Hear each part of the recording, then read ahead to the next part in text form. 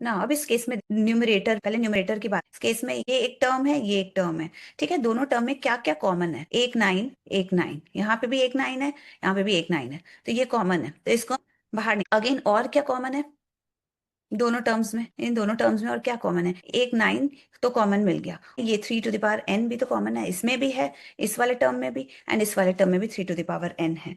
तो हम 3 to the power n को भी यहाँ निकाल ब्रैकेट दें। अब क्या करेंगे, ये वाला जो टर्म है इसको डिवाइड कर देंगे, किससे? इससे डिवाइड कर देंगे, तो हमें क्या मिलेगा? 9 × 9 to 3 to the power n into 3 to the power 1 divide कर देंगे 9 × 3 टू द पावर n। क्या मिलेगा? 9 से 9 cancel, 3 to the power n से 3 to the power n cancel, तो बचा क्या? 9 × 3 टू द पावर 1। तो 9 × 3 टू द पावर 1 प्लस ये हो जाएगा। अब इस टर्म को भी किससे डिवाइड करेंगे? इस टर्म से डिवाइड कर देंगे, तो 9 × 3 to the power n divided by 9 × 3 to the power n।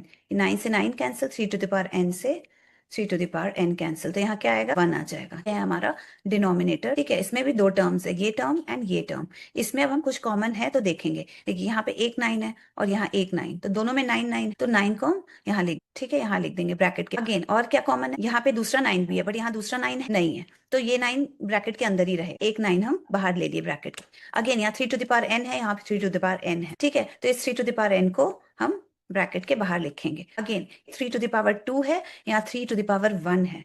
3 to the power 2 का क्या मतलब? ये दो बार 3 मल्टीप्लाई किया गया। 3 टू द पावर 1 का मतलब एक बार 3 है, तो इसमें भी तो एक बार 3 कॉमन है, 3 इसमें भी 3 इसमें। ठीक है, तो हम इसको ऐसे लिख सकते हैं इंटू 3। अब हम क्या करेंगे, इस टर्म को किससे डिवाइड करेंगे? इससे डिवाइड करेंगे, एंड जो क्वेश्चन आएगा तो देखते हैं डिवाइड करके। 9 × 9 into 3 to the power n into 3 to the power 2। नीचे हम किससे डिवाइड करें? 9 इस चीज से, 9 × 3 to the power n into 3। इस टर्म को डिवाइड करेंगे किससे? इससे, तो इस चीज को हम यहाँ लिखें 3 to the power 1 divided by 9 × 3 to the power n into 3। ठीक है, तो 9 से 9 cancel, 3 to the power n से 3 टू द पावर n कैंसिल, 3 टू द पावर 1 से 3 टू द पावर 1 3 कैंसिल, तो क्या मिला हमें? 1। तो हम यहाँ पे 1 लिख। अब देखिए, अब अगेन ये सब मल्टीप्लिकेशन का साइन है, कुछ नहीं है, दैट मीन्स डॉट है या कुछ नहीं है, मल्टीप्लिकेशन का साइन है। तो अब इसको सॉल्व करते हैं। 9 × 3 टू द पावर n, ये हो जाएगा 27 minus 1 divided by 9 × 3 to the power n into 3।